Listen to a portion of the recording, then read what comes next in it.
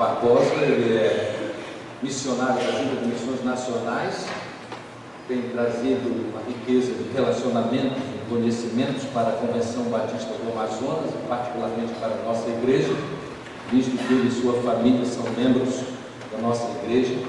Foi depois de uma conversa longa e muito abençoadora no gabinete pastoral que eu entendi que devia dar aos irmãos e amigos o privilégio de ouvir a palavra do pastor Alexandre a respeito de crescimento, multiplicação.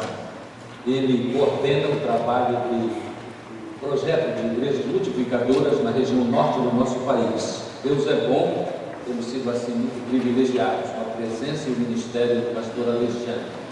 Ele é preparado de maneira excelente para a obra do ministério. E damos graças a Deus por sua vida e pela vida de sua família. Deus o abençoe.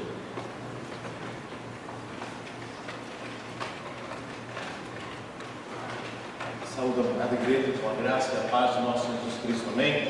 Amém. Gostoso poder falar aos irmãos, compartilhar das riquezas da palavra do Senhor, compartilhar daquilo que o nosso Deus tem feito em nossa nação, através dos batistas brasileiros.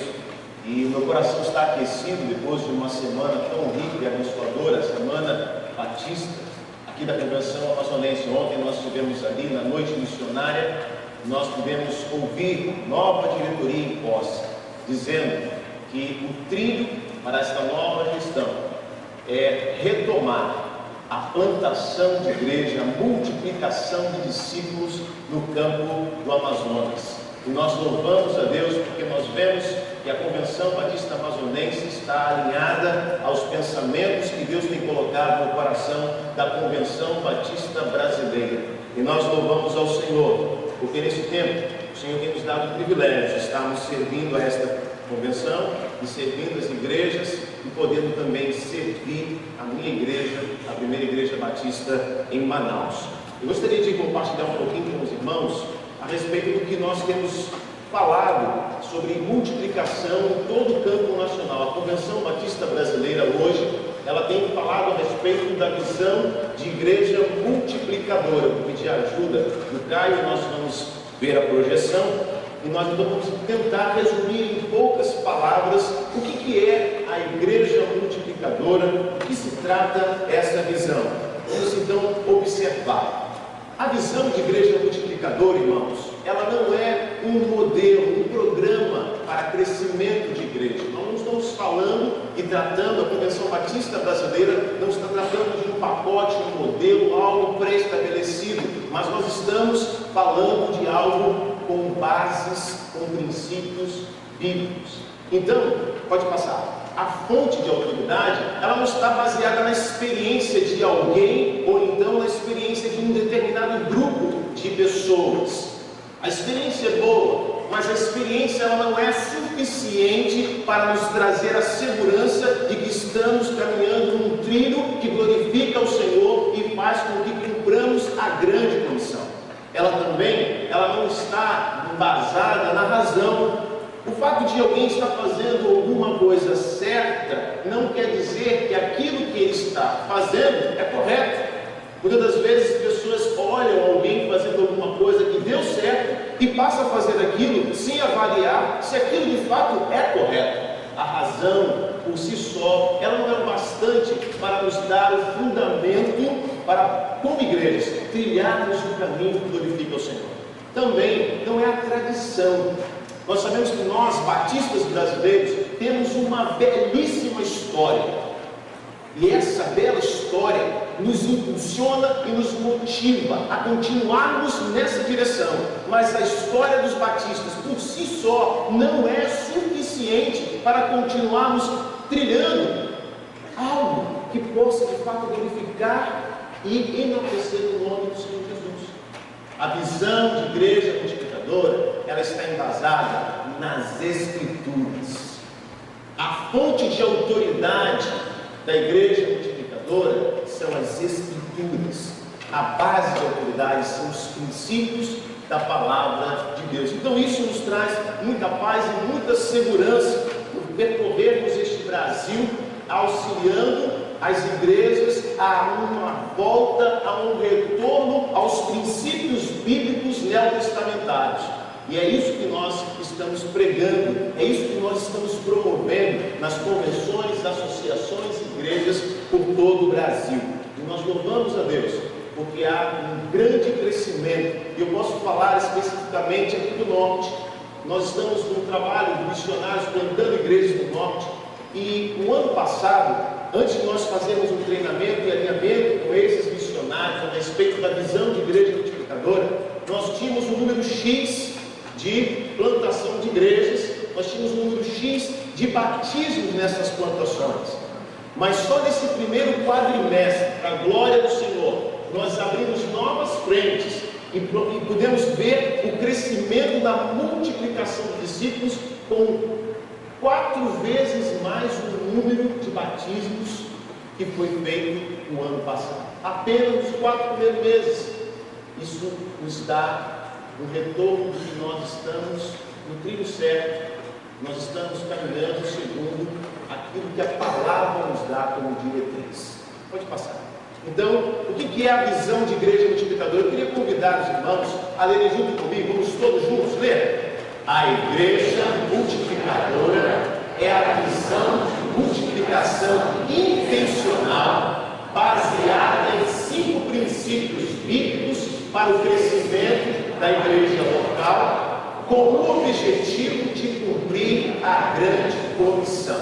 Se não tiver o objetivo do cumprimento da grande comissão, nós estaremos fora de ordem, nós estaremos na contramão de Deus. Nós precisamos compreender que tudo que fazemos, tudo que planejamos, tudo que sonhamos deve culminar no cumprimento da grande comissão. É para isso que nós estamos aqui. Quais são esses princípios, pastor?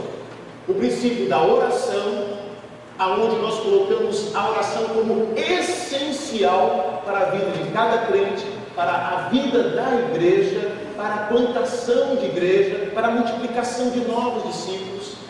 O relacionamento discipulador, que é a evangelização discipuladora, como segundo princípio, aonde nós tínhamos uma visão de evangelismo e discipulado como 2 coisas distintas. Na leitura do livro de Atos, nós conseguimos perceber que há uma conexão entre essas 2 ações. Nós então trabalhamos o relacionamento discipulador, aonde cada crente, cada discípulo busca intencionalmente passar verdade e vida, revelando Cristo Jesus, revelando o seu amor, para que outros também possam se tornar seus discípulos e crescerem e também gerarem novos discípulos. O outro princípio é a plantação de igrejas. Nós precisamos plantar igrejas, nós precisamos espalhar igrejas por toda a nossa nação. Isso não é diferente aqui na cidade de Manaus. A Convenção Batista Brasileira, ela tem hoje uma visão, que é a Visão Brasil 2020, de até 2020 nós conseguimos alcançar uma igreja batista para cada 10.000 habitantes. E então, calculando isso, nós estamos com um déficit aqui no nosso campo, no Amazonas, de 109 igrejas para serem plantadas, só aqui em nossa cidade, só aqui em Manaus.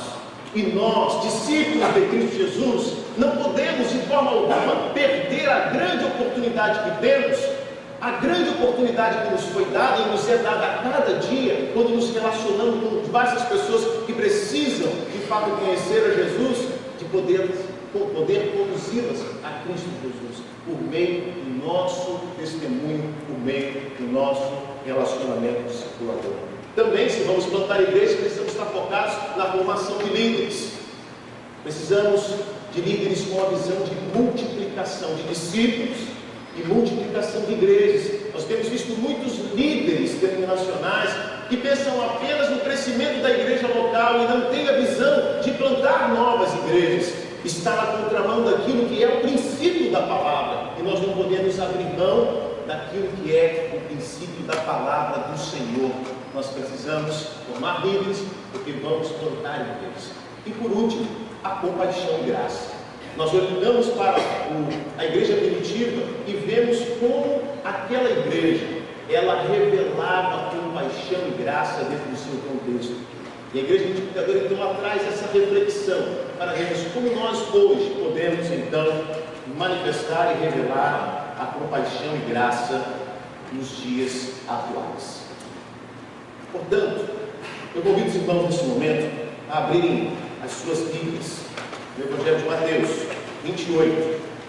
Mateus 28, nós vamos para um texto que para mim é o texto que dá a base teológica para tudo que nós estamos a falar nesta manhã e tudo que nós já aqui podemos expressar como ato de adoração.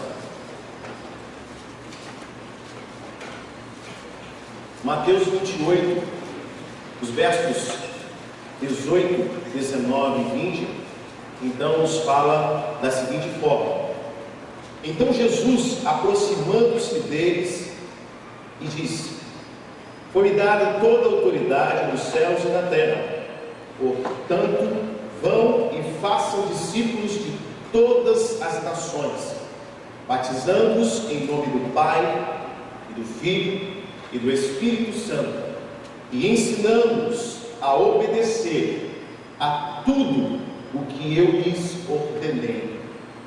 E eu estarei sempre com vocês até o fim dos tempos.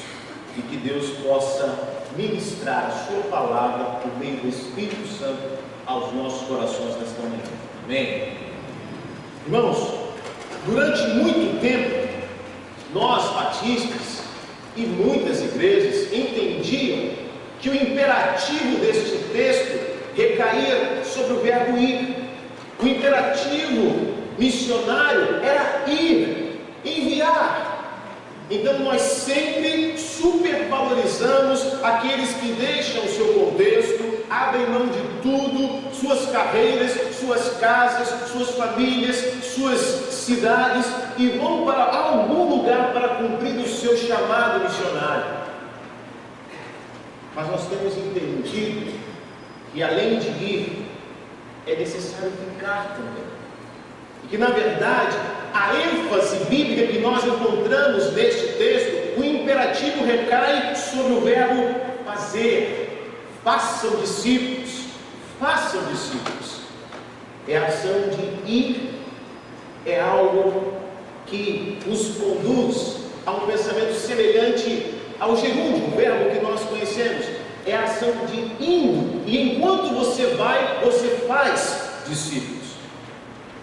E que na verdade nos dá o conceito missionário e missiológico, que fazer discípulos é consequência da nossa obediência, sendo indo ou ficando, onde estivermos, da maneira como for, tornando o cumprimento da missão algo muito mais cotidiano do que estratégico e metodológico. E aí, irmãos, pensando nisso, isso esvazia das agências missionárias o peso que recai sobre elas. Isso esvazia dos pregadores uma cobrança, e muitas das vezes uma cobrança avaliativa do ministério.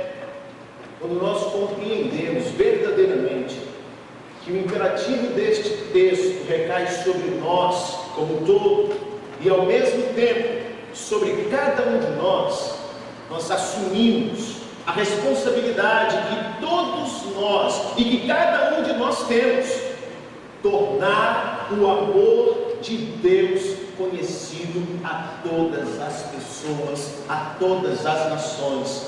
E este é o imperativo: fazer discípulos, fazer outros seguidores de Jesus. Então, como que a ideia de igreja multiplicadora ela trabalha com isso? Vamos ver nos próximos slides. A evangelização discipuladora. O segundo princípio: a base de tudo é a oração. A oração é a ferramenta que está presente continuamente. É a oração sem cessar. O Mestre Jesus fez questão de ensinar este princípio para os seus discípulos. Mas a evangelização discipuladora, ela é a comunicação do Evangelho aliada a um relacionamento discipulador. Com que objetivo? Com o objetivo de chamar pessoas, de agregar pessoas e de aperfeiçoar essas pessoas, para que elas também possam chamar outros, agregar outros e aperfeiçoar outros. Um princípio bem semelhante ao que Paulo fala a Timóteo, que de mim aprendesse, transmite a outros, a homens fiéis que sejam capazes de ensinar a outros. É exatamente isso que está sendo trabalhado neste conceito de evangelização discipuladora. E como se dá isso então, pastor? Como que funciona isso? Permitam uma ilustração muito simples, até porque eu entendo e creio que o Evangelho de Jesus é algo muito simples. Às vezes nós complicamos as coisas. Mas vejamos o slide seguinte. Vamos pensar. Quando nós queremos de fato fazer discípulos, entendemos que este é um compromisso que cada um de nós temos. O primeiro passo que temos que fazer é orar. E orar por pessoas. E orar para que essas pessoas possam de fato ter um encontro com Jesus. Então, escrever o nome de uma pessoa. Intencionalmente, olhar para uma pessoa e desejar que aquela pessoa se torne um discípulo de Cristo Jesus. Essa pessoa pode ser seu vizinho, essa pessoa pode ser seu amigo, essa pessoa pode ser um familiar, pode ser alguém do seu contexto de trabalho, não importa, mas você vai estar orando por ela. Depois de você já estar orando por ela durante um tempo, pedindo ao Senhor que ministre ao coração dela, por meio da sua vida, por meio da sua conduta, por meio da verdade que você tem vivido, por meio da imagem de Jesus que você tem transmitido. Então você vai a ela e diz para ela que você está orando. Segundo passo, comunique a ela que você está orando. E então, em seguida, num terceiro momento, depois de algum tempo, continuando a orar, e ela já sabendo que você está orando, você então pergunta se ela tem um pedido de oração. E assim vai decorrendo passo a passo.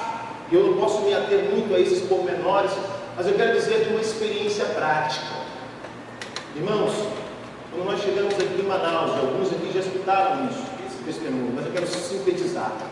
Quando nós chegamos no prédio, eu e minha esposa, nós olhamos aquelas duas torres enormes e 156 famílias, e como plantadores de igreja, como alguém que entendeu o chamado do Senhor, como incomodados por esta verdade, e naquele momento pedimos ao Senhor: Senhor, dá-nos pessoas para podermos transmitir a tua verdade. Queremos fazer discípulos neste lugar. E começamos a orar pedindo. Nós não conhecíamos ninguém, nem sabíamos seus nomes.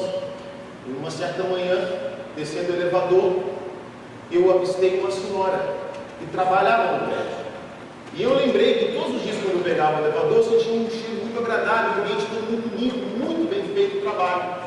E então naquele momento o Espírito Santo de Deus, que é Deus quem faz a obra, nós só somos instrumentos, por isso a glória é toda dele. O Espírito Santo de Deus então motivou-nos a falar com aquela pessoa. E então disse: então é a senhora que deixa esse ambiente bonito, preparado, limpo, para todos os dias nós sermos abençoados, todas as manhãs aqui. E aquela mulher espantada, olhando arregalada para trás, parou de esfregar a flanela no vidro, sem entender o que estava acontecendo. E eu disse assim: meu nome é Alexandre, eu sou morador novo aqui do prédio, estou há pouco tempo aqui, mas eu quero agradecer a senhora por proporcionar a nós, a cada morador, e particularmente a minha família, a bênção de estar passando por um ambiente limpo e cheiroso todos os dias. A senhora abençoa a minha vida todas as manhãs. Muito obrigado.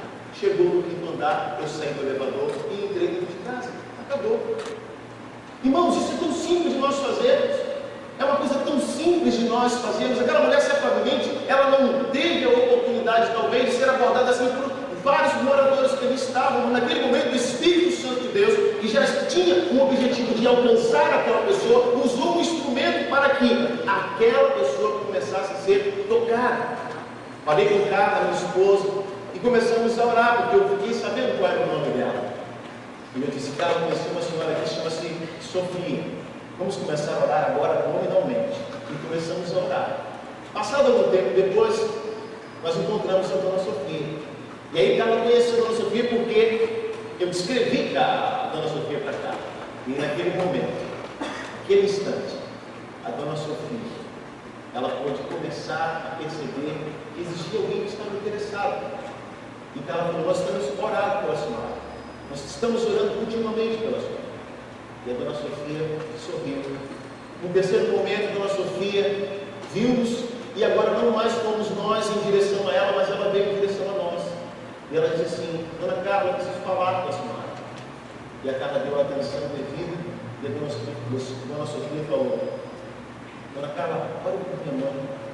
A minha mãe está enferma, está muito doente. E nós começamos a orar pela mãe dela. Mais adiante, a dona Sofia enfrentou dificuldades no ambiente de trabalho. E ela recorreu a quem? Ela foi a dona Carla e disse: dona Carla, será que não teria como a senhora também orar para os meus colegas de trabalho? Está tendo tanto atrito aqui. E nós começamos a orar. Só que na ocasião ela disse assim: você poderia orar? E ela disse: sim. Você tem os nomes deles? Ela tem. Mas teria como vocês estarem conosco orando lá no ambiente de trabalho? E ela ficou feliz, falou sim. E que quando nós podemos fazer isso? E aquela mulher virou para cá e falou assim: todos os dias nós almoçamos de meio-dia às 2 da tarde. Nós podemos almoçar de meio-dia a 1 e de 1 da tarde às 14 horas nós poderemos orar. Irmãos, esse texto me faz lembrar do Mestre Jesus quando chamou os seus discípulos para orar. E os seus discípulos estavam ali dormindo. E ele disse para os seus discípulos: vocês não são capazes de orar comigo nem sequer uma hora. E aquela mulher, a dona Sofia, estava buscando o Senhor e ansiosa por receber o auxílio do Senhor por meio da oração e querendo estar aos pés do Senhor durante 1 hora de oração. E a partir dali, a dona Sofia entregou a vida para Jesus. E através do testemunho dela, ali naquele prédio, ela pôde conduzir outros colegas de trabalho a também terem um encontro com o Mestre Jesus. Irmãos, relacionamento discipulador. Relacionamento discipulador. Chamar pessoas. Avançando o texto, vemos que fazer discípulos acontece fundamentado em 2 ações, e Jesus as mostrou claramente. Aliás, é importante perceber que no Novo Testamento a obra de Deus é simplificada, ela não é simplista, ela não é superficial, mas ela é simples, irmãos. Ela é eu e você compartilhando o amor de Deus, independente de estruturas, independente de estruturas físicas, legais, institucionais.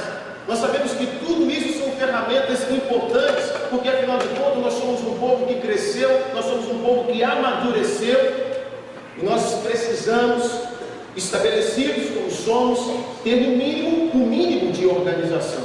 Mas o problema é quando nós invertemos os pesos e quando nós trocamos os lados dessa balança, pois assim perdemos a simplicidade e o foco e complicamos a vida cristã. Terceirizamos as responsabilidades, transferimos o compromisso. Mas o que Jesus diz no texto que nós acabamos de ver? Jesus, ele diz: faça discípulos. Enquanto vocês forem, por onde vocês andarem, do jeito que vocês viverem, seja sempre o modo de viver que esteja transferindo verdade e vida para os outros. Nos diz. Então, relacionamento é importante, chamar pessoas. Próximo slide. O que é o relacionamento discipulador? Os irmãos podem ler comigo juntos?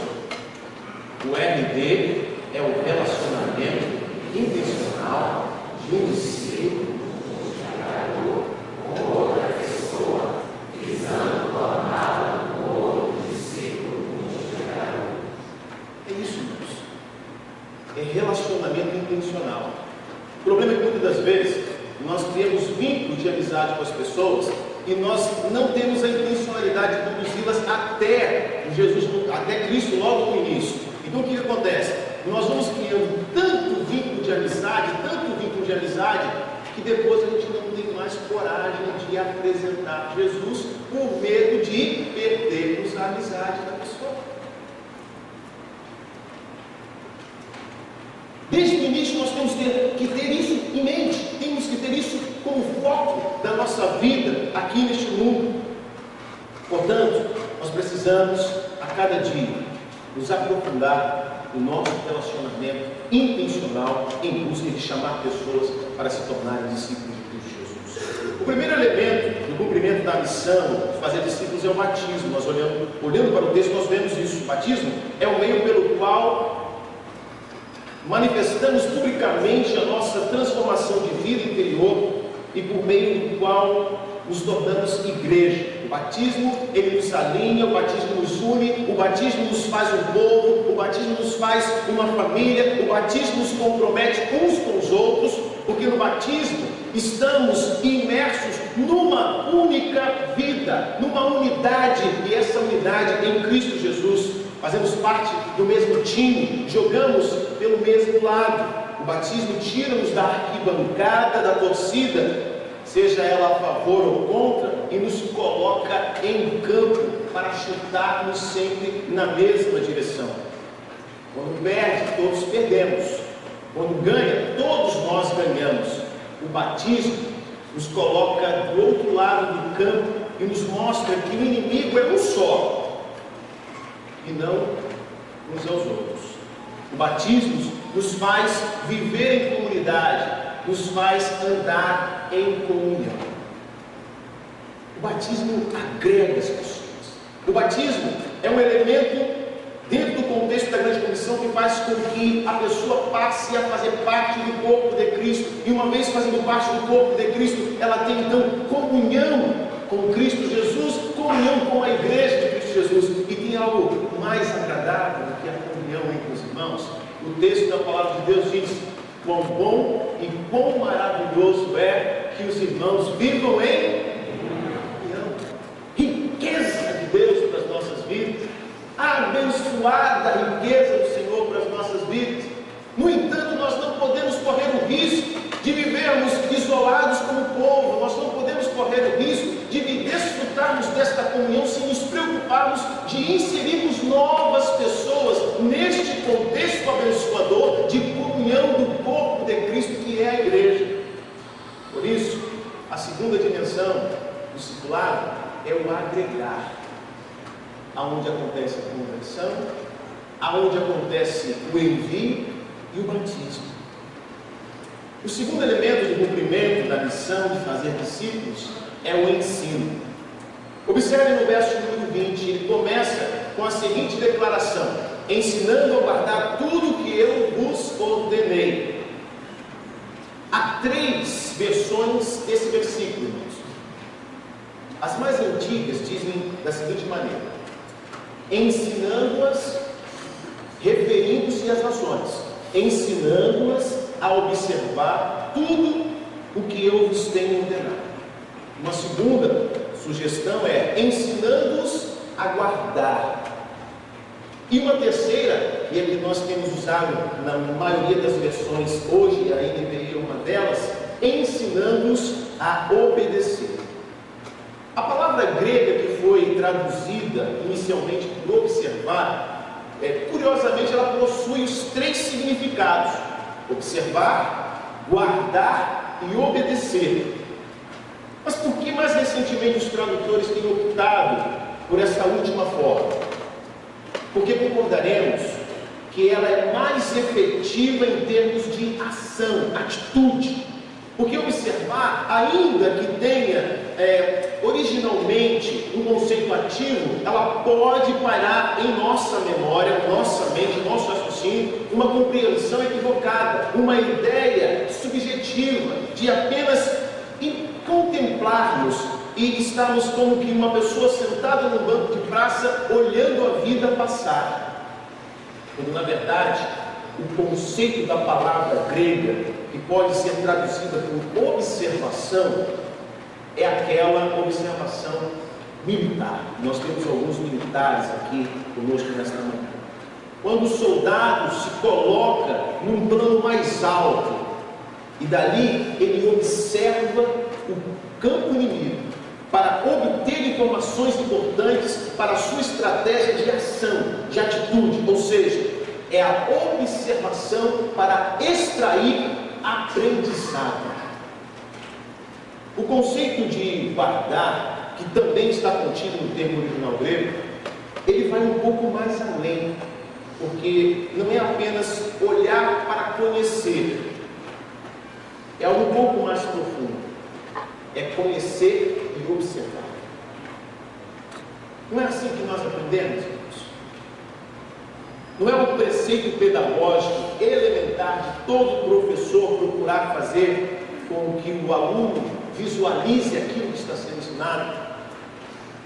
E nós que somos alunos ou que fomos alunos, não concordamos que os melhores professores são aqueles que conseguem nos fazer ver aquela verdade? Sim, eu lembro-me de alguns professores que tive e que de fato as suas aulas eram maravilhosas, porque nós viajávamos com eles, porque eles conseguiam nos transportar para aquele contexto mediante a sua abordagem. Especialistas dizem que 85% daquilo que você sabe, daquilo que você aprendeu na vida, você assimilou por meio da sua visão. Por isso, alguns precisam de ajuda, porque a gente precisa ver melhor. 85% do que você sabe, você guardou porque você viu. Isso é uma verdade. Você faz aquilo que você vê. Aí então chegamos ao ponto. Chegamos ao conceito final, ao menos, por enquanto, em que os tradutores estão propondo que a melhor expressão para traduzir o conceito grego, traduzido por observar, guardar posteriormente, é obedecer. Porque nenhum aprendizado é útil se ele não for colocado em prática. Por isso que a ideia de obediência, irmãos, é a que mais enseja o conceito de discipulado, de seguir a Jesus. Quando nós então agregamos essa pessoa, nós precisamos agora caminhar lado a lado com ela nesse relacionamento discipulador, e nós chamamos isso de aperfeiçoamento do discípulo, aperfeiçoar discípulo. Mas como iremos aperfeiçoar discípulos, como iremos ensinar pessoas, se nós não estamos dispostos a obedecer? Por isso o desafio do texto, e com muita propriedade, Jesus diz: ensinando-os a obedecer todas as coisas que eu vos ordenei. Ou seja, você precisa fazer primeiro para depois ensinar. Obedecendo para ensinar a obedecer. Mas é preciso colocar no equilíbrio o verso 20, para nós entendermos que o ato de ensinar é precedido por um outro compromisso. Percebam que não é mandamento aqui. Veja bem que só existe um mandamento. Neste texto só existe um imperativo, que é fazer discípulos. E eu insisto nisso. O imperativo está claro neste texto. É fazer discípulos. E nós não temos outra escolha. Como discípulos de Cristo Jesus, nós não temos outra opção. É isso que o Senhor irá cobrar de nós quando estivermos diante dele. Ele não vai perguntar para nós quantos cultos nós participamos, quantas canções nós cantamos, embora tudo isso faça parte e seja maravilhoso e faz parte da vida cristã, mas a pergunta-chave que o Mestre fará para nós é: quantos discípulos você produziu?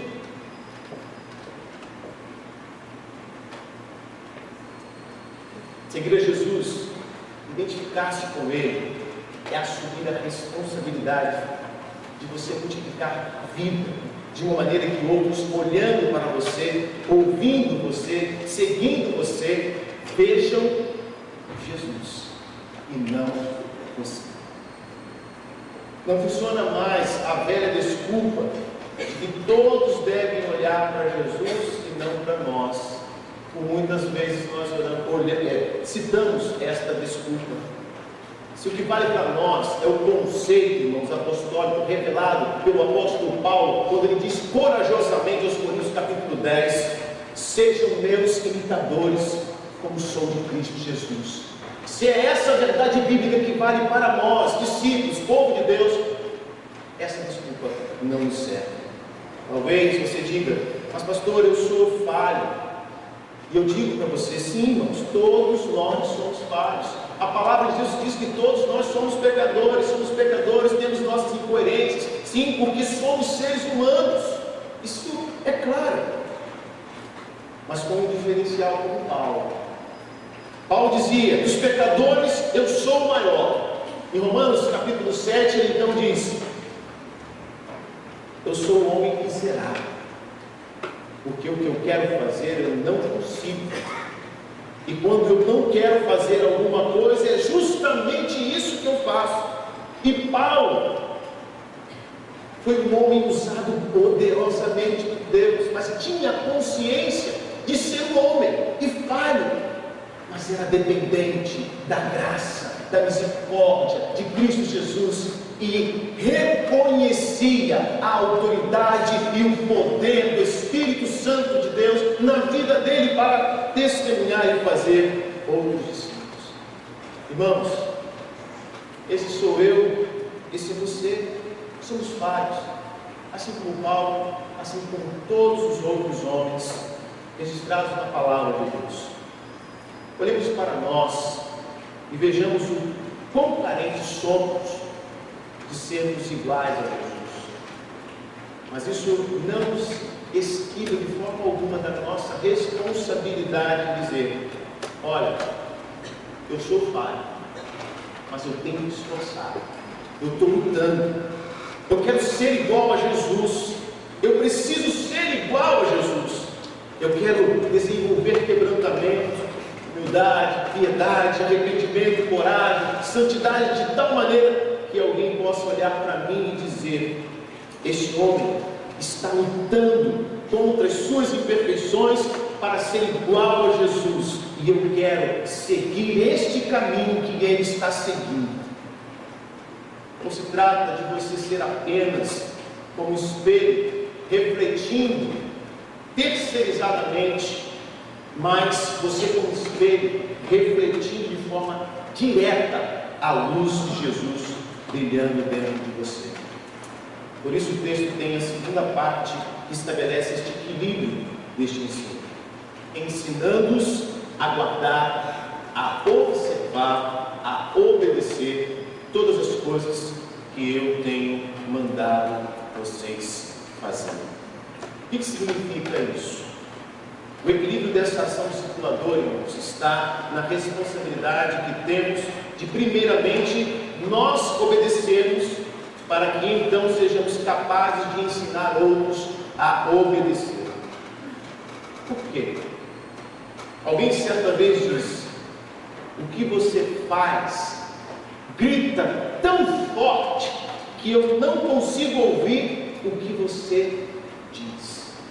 Veja a importância do nosso exemplo, da nossa vida, no processo da transmissão da verdade de Deus e da vida que Deus traz no meio do nosso testemunho. Essa frase ela está em perfeito alinhamento com o pensamento de Santo Agostinho, quando diz assim: pregue e, se necessário, use palavras. A pregação do Evangelho de Cristo Jesus é uma coisa tão simples, tão óbvia para nós, porque é através da nossa vida. Muitas vezes nós achamos que a pregação ela fica limitada ao púlpito de uma igreja, e não é verdade. A pregação ela fica limitada ao estudo profundo teológico, à homilética, mas não é verdade, porque nós vemos na palavra de Deus tudo isso é importante, tudo isso é necessário, mas isso não pode nos impedir de cumprirmos aquilo que é o imperativo das nossas vidas: fazer discípulos, fazer discípulos. Amados, nós precisamos estar focados nessa tarefa. O que Jesus está dizendo para nós? O que Ele está dizendo para nós é o seguinte: primeiro você obedece, depois você ensina a obedecer. Somos muito tentados a ensinar sem querer viver. Somos tentados dia após dia. Somos dependentes da graça de Deus para sermos quebrantados de tal maneira que obedeçamos, para que sejamos capazes de ensinar outros a obedecer. E se preciso, aí sim, dizer alguma coisa. Modesto, no vídeo que nós transmitimos aqui logo no início desse culto, estava dizendo como vamos ensinar se nós não buscarmos. Nós precisamos buscar e viver para ensinarmos com autoridade, mas necessariamente pelo exemplo de vida, pelo nosso jeito de ser, de amar, de se relacionar e também necessariamente de se arrepender. As pessoas precisam ver em nós a atitude de arrependimento para que elas também possam se arrepender de suas falhas, seus erros. Jesus, com o seu jeito de viver, ele ensinou os seus discípulos e ele os capacitou, ensinando-os a guardar tudo aquilo que ele mandou, e agora eles estavam sendo comissionados a ensinarem aos outros o que eles já haviam aprendido. Discipulado é o aprendizado em você para os outros que ainda precisam aprender. É você interessar-se em obedecer, para que no seu jeito de viver, no seu modo de vida, você consiga influenciar outros e trazê-los ao conhecimento da verdade em Jesus. Essa ordem é perfeitamente harmonizada com os evangelhos e com toda a escritura bíblica. Por exemplo, se nós nos transportarmos para alguns séculos antes de Jesus, nós vamos deparar com um líder chamado Esdras, que foi o líder espiritual do povo na reforma pós-exílio. Neemias, ele foi o homem da administração, líder da formatação, da estratégia para a reconstrução dos muros. Mas Esdras recebeu a responsabilidade de restabelecer o culto, a adoração, o ensino da palavra. Mas o que ele propôs em seu coração antes de começar a ensinar foi o seguinte: olha o que diz Esdras 7:10. Esdras decidiu dedicar-se a estudar a lei do Senhor e a praticá-la e ensinar os seus decretos e mandamentos aos israelitas. O aprendizado, irmãos, é sempre precedido do ensino. Portanto, Jesus é perfeito na sua palavra. Mais uma vez, nós olhamos para o texto e vemos ele de maneira clara a nos dizer: vocês devem aprender a guardar o que eu disse, ou não serão capazes de ensinar, ou seja, não serão capazes de fazer discípulos. Porque se nós não fizermos discípulos que sejam capazes de gerar outros discípulos, nós talvez estaremos fazendo membros de igreja, se não discípulos. Mas nós não fomos chamados para fazermos membros de igreja, nós fomos chamados para fazermos discípulos, pessoas que sejam capazes de levar outros e outros e outros ao encontro real com Cristo Jesus.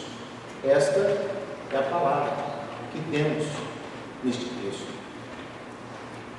Portanto, Jesus ele é perfeito em sua palavra. Nós estamos o tempo todo ensinando, e é claro que existem duas formas de aprender: o ensino formal e o ensino informal. Mas é muito valioso você aprender que a vida com Deus, ela é muito mais aprendizado informal. E eu repito, a vida com Deus, ela é muito mais aprendizado informal e cotidiano do que formal. O que forma crente é a caminhada com Deus. Todos os dias. Todos os dias. Deuteronômio capítulo 6 diz assim aos pais: vocês precisam ensinar seus filhos andando pelo caminho, ao deitarem-se, ao se levantarem, escrevam nos umbrais das portas, atem nos braços de vocês, para que nunca se esqueçam e sempre saibam que vocês devem amar ao Senhor teu Deus de todo o teu coração, com toda a tua alma, com todas as tuas forças. A palavra de Deus colocou então, irmão, a responsabilidade cotidiana, o relacionamento entre pais e filhos, entre colegas de trabalho, entre colegas de sala de aula, entre vizinhos, entre passageiros e taxistas, entre porteiros, moradores, etc. Um jeito de viver, de tal maneira em que o ensino da palavra de Deus seja observado, seja visto, sem que ainda haja palavras na sua boca. Agora, quando for necessário, saber o que dizer. O ensino pela vida é o ensino que essencialmente a Bíblia nos ensina a ensinar. O ensino formal faz parte do processo. Precisamos sentar nas cadeiras de uma sistemática, precisamos do aprofundamento, do estudo minucioso, sem dúvida alguma, porque as duas coisas elas andam lado a lado. Agora a questão, o problema é que nos acomodamos à possibilidade de aprendermos só pela formalidade e, consequentemente, ensinar também só pela formalidade. E assim transferimos a responsabilidade daquilo que Jesus nos deu como tarefa.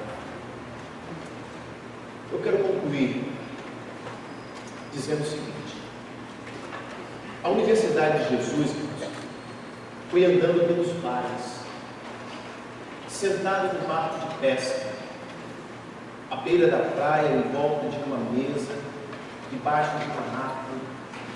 O ensino de Jesus foi relacionamento e relacionamento discipulador, formando discípulos capazes de ensinar outros discípulos. E é isso que precisamos fazer todos os dias, o dia todo. Um ambiente ideal para vivenciar esses princípios, os princípios bíblicos que nós encontramos no livro de Atos, é o pequeno grupo. E o pequeno grupo é um ambiente onde o relacionamento discipulador ele é potencializado. O pequeno grupo é um ambiente onde as três dimensões do discipulado, chamar, agregar e aperfeiçoar discípulos, devem ser praticadas como ato de obediência à grande comissão. Porém, somente há obediência ao imperativo do texto, que é: façam discípulos, e eu repito, somente pela obediência ao imperativo do texto, que é: façam discípulos, somente resultará em multiplicação de discípulos capazes de gerar outros discípulos. Portanto, que possamos viver em obediência para ensinar outros a obedecer. Que o Senhor nos ajude nesse processo da busca contínua de uma vida de obediência ao chamado do Senhor, à ordem do Senhor Jesus. Que obedecendo, sendo discípulos, chamando, agregando e aperfeiçoando pessoas, possamos assim viver as maravilhas da grande comissão em nossa vida, em nossa igreja, em nosso povo. E que Deus possa assim nos abençoar.